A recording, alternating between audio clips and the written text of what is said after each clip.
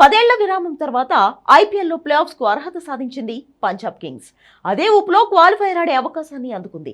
జైపూర్లోని Savoy Man Singh స్టేడియంలో జరిగిన మ్యాచ్లో ముంబై ఇండియన్స్ పై విజయం సాధించడంతో పాయింట్ల పట్టికలో పంజాబ్ కు టాప్ 2లో స్థానం ఖాయమైంది. ఈ క్రమంలో తన జట్టు ఆటగాళ్లపై శ్రేయాస్ అయ్యర్ ప్రశంసల వర్షం కురిపించాడు. ఐపీఎల్ 2025లో జట్టు అద్భుతమైన ప్రదర్శన ప్రతి ఆటగాడి నమ్మకాన్ని పొందడానికి తనకు సహాయపడుతుందని అన్నాడు.